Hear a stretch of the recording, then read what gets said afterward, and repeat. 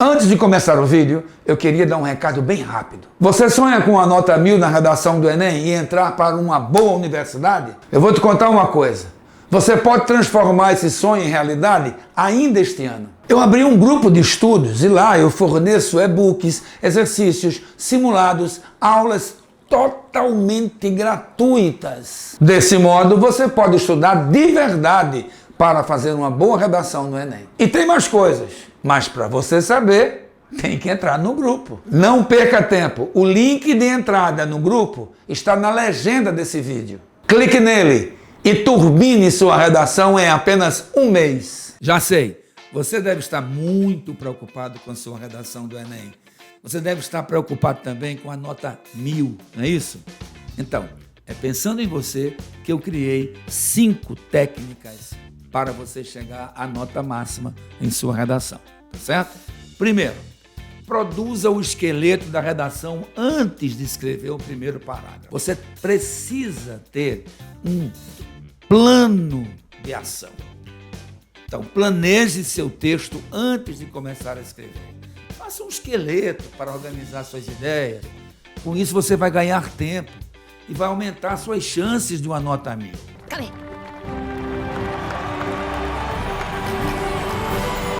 O esqueleto é muito simples. Você sabe que uma redação tem basicamente 3 partes, né? Uma introdução, um desenvolvimento e uma conclusão. Você faz isso no roteiro. Você faz um breve resumo da sua opinião sobre o tema proposto, que é a tese. Isso é a tese, a ideia central, né? É o que você vai defender. Depois você faz um resumozinho de poucas linhas dos argumentos, da obra que você quer citar, entendeu? Do repertório. Ah, me lembrei do livro tal. Basta botar livro tal, série tal, filme tal. E na hora de escrever, você desenvolve o pensamento e desenvolve seu texto, claro, né? E por fim, você faz no seu resumo um breve esqueminha da conclusão, das propostas que você tem de intervenção.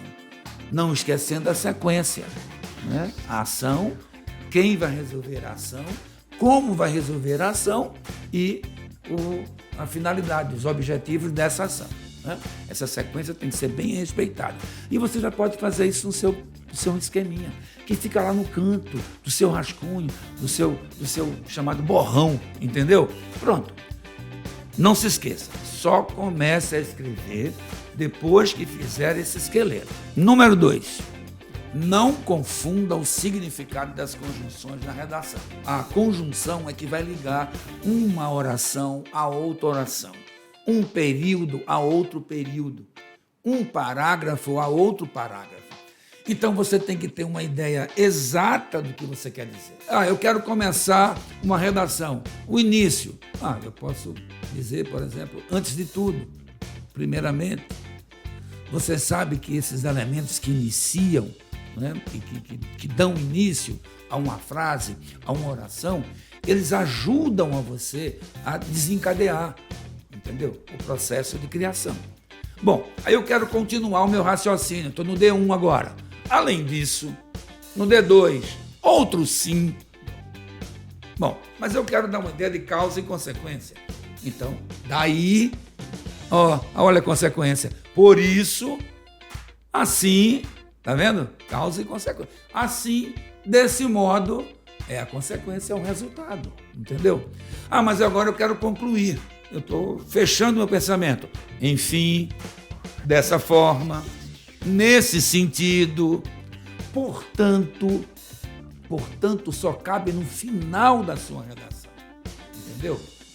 Então, você tem que ter muito cuidado, que existem também elementos de ligação que esclarecem bem seu texto, mas que pode estar no início, no meio, no fim, quer dizer, em qualquer lugar da redação, como, por exemplo, não raro, eu quero dar uma ideia de tempo. Eu posso dar uma ideia de tempo no primeiro, segundo, terceiro ou quarto parágrafo. Não há nenhum problema. Concomitantemente é uma expressão rara na língua oral, cabe bem na língua escrita. Igualmente indica semelhança, conformidade. Segundo, também indica semelhança, conformidade. Então você pode usar isso no meio da redação. Eu quero dar uma exemplificação. Isto é, em outras palavras, Ó, em outras palavras, eu vou explicar melhor o que eu acabei de dizer. Isso dá continuidade, dá progressividade ao seu texto. Técnica número 3. Utilizar palavras do tema. É importante utilizar palavras do tema na minha redação? Sim, sim.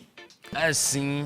Veja, por exemplo, na redação de 2018, que foi manipulação do comportamento do usuário pelo controle de dados na internet.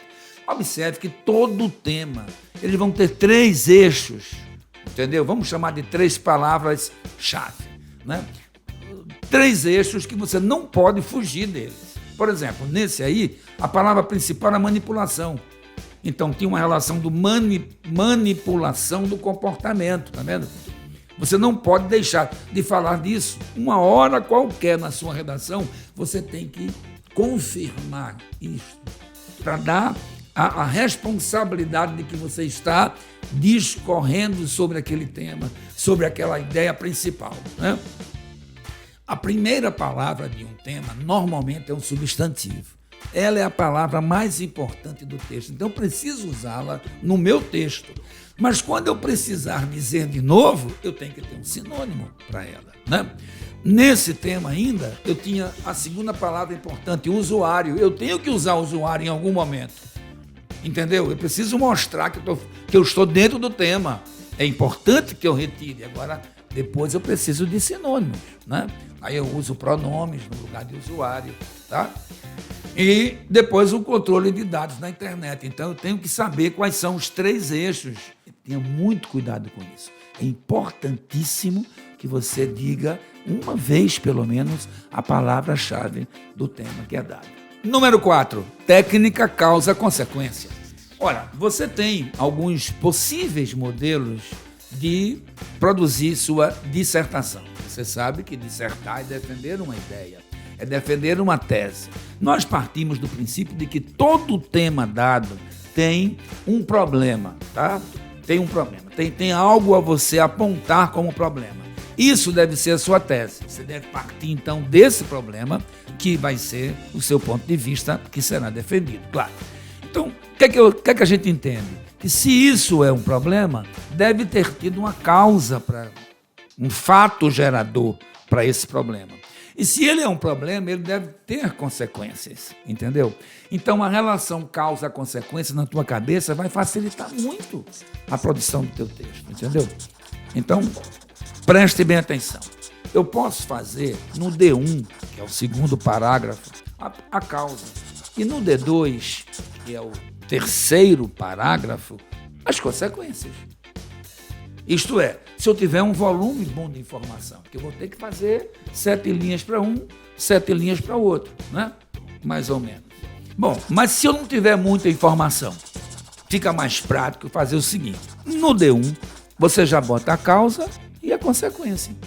Vai ser mais fácil chegar às 7 linhas, às 7, 8 linhas do D1, né, de que você precisa, e também não vai aprofundar tanto.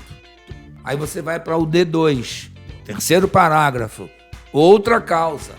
Devem existir várias causas para o mesmo problema.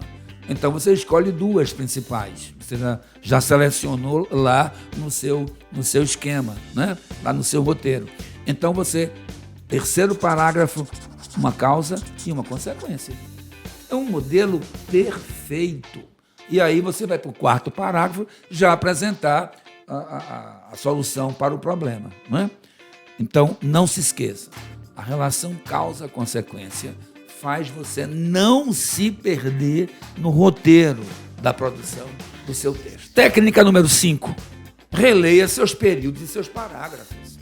Você não pode ficar escrevendo só se baseando na inspiração.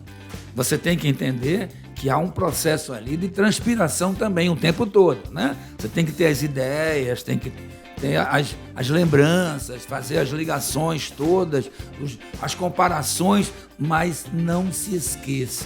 Escrevi em um período, ponto, eu volto e releio. Não deixe para o final do seu texto para corrigir todo ele. É uma cilada, amigo. Você vai ter que fazer isso, claro, não é?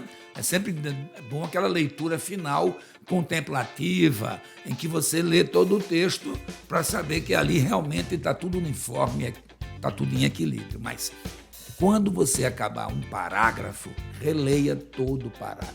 Evite erros de conectivos, repetições de ideias.